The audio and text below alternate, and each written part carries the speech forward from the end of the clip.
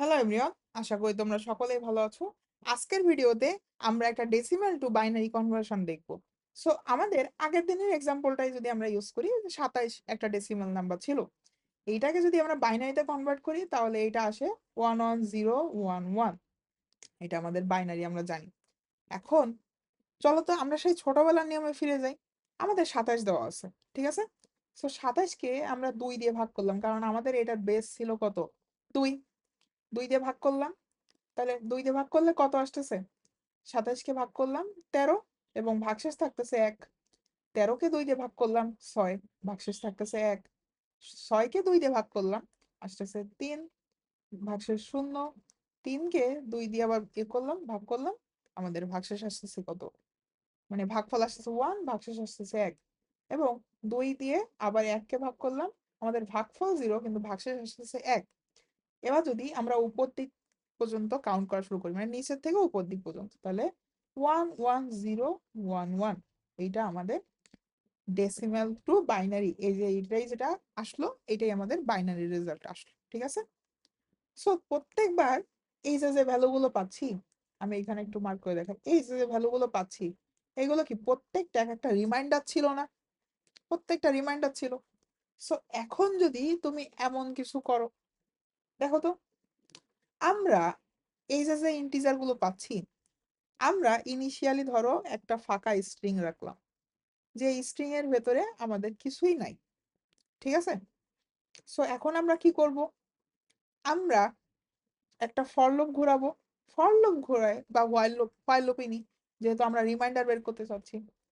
So এই reminder কি করব, যতক্ষণ পর্যন্ত আমাদের ভাগফল 0 না আসতেছে ততক্ষণ পর্যন্ত কি আমাদের হোয়াইল লুপটা ঘুরবে। সো ওই কন্ডিশনে যাই, চলো। আমাদের আপাতত আমরা ধরো হচ্ছে string string S equals to, আপাতত একটা ফাঁকা স্ট্রিং তুমি নিছো, ঠিক আছে, এই লাইনে।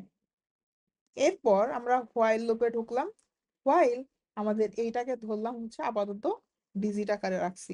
সেই মানে সেই সেম কনসেপ্ট, ডিজিট যতক্ষণ না পর্যন্ত 0 আমাদের হোয়াইল লুপটা ততক্ষণ পর্যন্ত ঘুরবে, ঠিক আছে? এবার আইএনটি রিমাইন্ডারের ভেতর আমি ডিজিটকে এবার 2 দিয়ে যদি মডুলাস করি, তাহলে কি দেখো তো, আমাদের এই ভ্যালুগুলো বেরোয় আসবে না? আসলো। এই ভ্যালুটা বেরোয় আসার পর আমাদের এই যে 13, 6, এগুলো কেমনে বের করব? এগুলো কি করতে পারি, আমরা জাস্ট ডিজিটটাকে নর্মালি কি, ডিজিটকে 2 দিয়ে যদি ভাগ করে দিই, তাহলে কি ডিজিটের ভেতরে এই নতুন আপডেটেড ভ্যালুগুলো চলে আসতেছে, ঠিক আছে?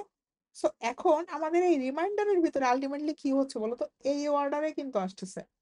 এই প্রথমে যখন 27কে আমরা রিমাইন্ডার আকারে মানে 2 দিয়ে মড করলাম, আমরা এইটা পাচ্ছি। এরপর 13কে যখন 2 দিয়ে মড করলাম, আমরা এইটা পাচ্ছি। এরপর 6কে যখন 2 দিয়ে মড করলাম, তখন 0 পাচ্ছি। এরপর 1 পাচ্ছি, এরপর 1 পাচ্ছি। বাট আমাদের তো এই উল্টো অর্ডারে প্রিন্ট করতে হবে, তাই না? সো আমাদের স্ট্রিং এস আপাতত ছিল ফাঁকা।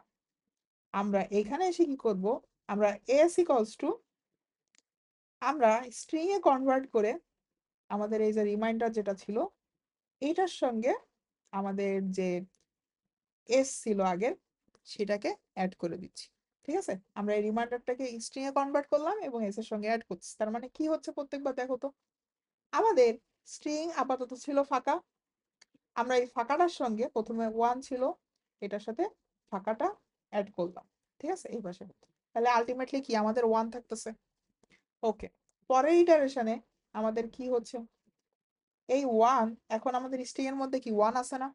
সো এখন নতুন আরেকটা 1 আসছে এবং এসে তার এই, এবার কিন্তু এইটা আমাদের পুরাতন স্ট্রিংটা ছিল, পুরাতন এস।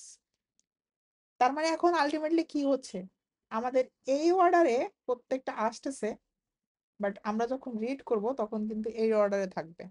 আমরা একটু জিনিসটা বোঝার চেষ্টা করি। আমি এখানে একটু ক্লিয়ারলি লিখি যে আমাদের 11011, এইভাবে তো আমাদের প্রিন্ট হয়ে আসতেছে। সো আমরা কি করতেছি, আমরা আপাতত ফাঁকা একটা স্ট্রিং রাখছি, ফাঁকা একটা স্ট্রিং রাখছি। এবার কি করতেছি, এর সঙ্গে আমাদের যে রিম আসতেছে, রিমাইন্ডারটা আসতেছে, তার সঙ্গে এস যোগ করতেছি। সো এখানে কি হচ্ছে, 1 এর সঙ্গে ফাঁকা যোগ হয়ে প্রথমে 1 আসলো। পরের ইটারেশনে আমরা এই 1 যখন পাচ্ছি, এই 1টার সঙ্গে আমাদের পুরানো 1, এস, তার মানে হচ্ছে এই ওয়ানটা যোগ হচ্ছে, ঠিক আছে। সো নতুন এস হয়ে গেল 1 1, তার মানে আমরা এই যে এইটা পাইছি। এরপর এইটা আসলো, তখন কি হচ্ছে, এই এস এর সঙ্গে আমাদের এই সামনের অংশে প্রথমে আগে আসতেছে 0, এরপরে 1 1, এরপরে এইটা আসলো, আমাদের এবার সামনে এই 1 আসলো, এরপর 0 1 1, এরপর যখন এইটা আসবে তখন আমাদের এই সামনে এস ইকুয়ালস টু এই সামনে 1 আসলো এবং আগের যে অংশটুকু সেটা বসে যাচ্ছে। সো এখন এইটা দেখতে একদম, যদি আমরা এই নিচের থেকে উপর দিকে রিড করি তাহলে কিন্তু এরকম আসবে, ঠিক আছে। সো আমরা কি করতেছি, জাস্ট এইখানে একটা মডিফিকেশন, যে এস এর এইখানে আমাদের পুরাতন এস কে ডান সাইডে রেখে আমরা নতুনটাকে এখানে, যে আমরা ইন্টিজারটা পাচ্ছিলাম সেই ইন্টিজারটাকে স্ট্রিং এ টাইপকাস্ট করে আমরা এখানে জাস্ট যোগ করে দিচ্ছি, ঠিক আছে।